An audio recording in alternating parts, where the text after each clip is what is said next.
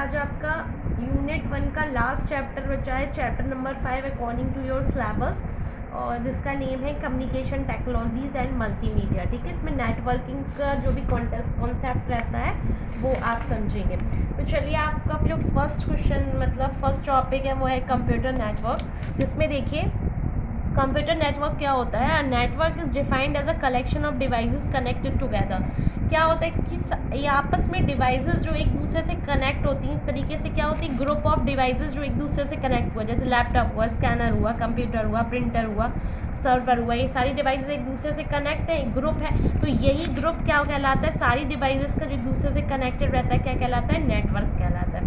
Computers are connected by network cables through which data is transferred in the form of signals. ये देखिए, आपकी जितने भी computer की डिवाइसेस एक दूसरे से किससे थ्रू कनेक्टेड है, केबल्स के थ्रू कनेक्टेड है। और इस इनमें इन्हीं के से मतलब यही आपस में क्या करती हैं, कम्युनिकेट करती हैं और आपस में डेटा को ट्रांसफ़र कराती हैं इन द फॉर्म ऑफ सिग्नल्स। किस फॉर्म में, सिग्नल्स के फॉर्म में। कौन से सिग्नल्स, एनालॉग सिग्नल्स के फॉर्म में डेटा का ट्रांसमिशन होता है।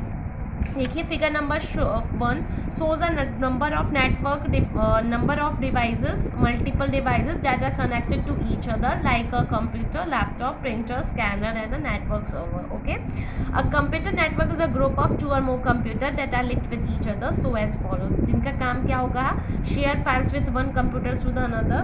एक कंप्यूटर दूसरे कंप्यूटर को, एक डिवाइस दूसरी डिवाइस को क्या करेगी, फाइल्स को शेयर कर सकती हैं, अपनी रिसोर्सेज को शेयर कर सकती हैं, जैसे एक प्रिंटर, हार्ड डिस्क और फैक्स मशीन। एक कंप्यूटर दूसरे कंप्यूटर का प्रिंटर यूज़ कर सकता है, उसकी हार्ड डिस्क भी यूज़ कर सकता है, उसकी मशीन्स भी यूज़ कर सकता है।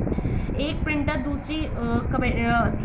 एक कंप्यूटर दूसरे कंप्यूटर की सॉफ्टवेयर्स को भी यूज़ कर सकता है, जैसे MS ऑफिस हुआ या अदर सॉफ्टवेयर्स हुए। वो नेटवर्क से आपस में कनेक्टेड हैं अगर दो कंप्यूटर, तो उनके रिसोर्सेज को भी यूज़ कर सकता है, उनके सॉफ्टवेयर को भी यूज़ कर सकता है, आपस में जो फाइल्स हैं उन्हें भी शेयर कर सकता है और उनके ईमेल और मैसेजिंग को भी पढ़ सकता है। Networking means creating network of computing devices bye connecting them together. Networking कैसे बनती है कि हमें सारी जो डिवाइसेस हैं उन्हें सारी डिवाइसेस को कनेक्ट कर देना एक दूसरे से। The main objective to form a network is to share. Main objective क्या था हमारा जो नेटवर्क क्रिएट करने का, कि आपस में जो कंप्यूटर हैं वो क्या कर सके, अपने डेटा को, रिसोर्सेज को, फाइल को और अपनी सॉफ्टवेयर्स को और कम्युनिकेशन डिवाइस को शेयर कर सके। क्लियर। तो in a network computers are connected through a physical pathway called the transmission media that includes cables. आपको पता है ये सब कंप्यूटर जो भी या डिवाइसेस एक दूसरे से कनेक्टेड होती हैं with the help of cables. किससे, केबल्स के थ्रू, इसी के थ्रू ट्रांसमिशन होता है डेटा का। The connection devices between these devices can be either, हो सकता है ये डिवाइसेस वायर के फॉर्म में कनेक्टेड हो सकता है वायरलेस भी हो।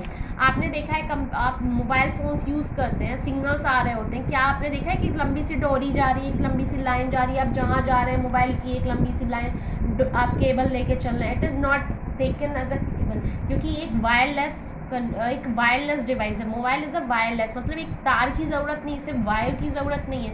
It can works on only in a signals form. उसमें सिग्नल्स आ रहे होते हैं, कैच कर रहे होते हैं और फिर क्या कर रहे होते हैं, कम्युनिकेशन प्रोवाइड कराते हैं।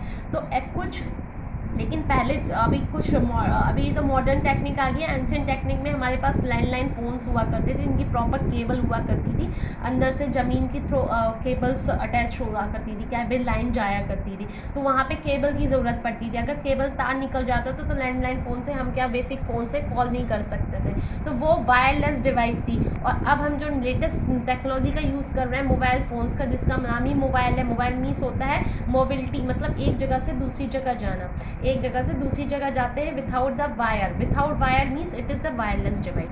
ओके स्टूडेंट, तो समझ में आया क्या नेटवर्क क्या होता है और नेटवर्किंग की ज़रूरत क्या पड़ती है, कि हमें आपस में डिवाइसेस को शेयर कराना है, हार्डवेयर को, रिसोर्सेज को शेयर कराना है, वीडियो, पिक्चर, ऑडियो को सेंड करना है, कम्युनिकेशन कराना है।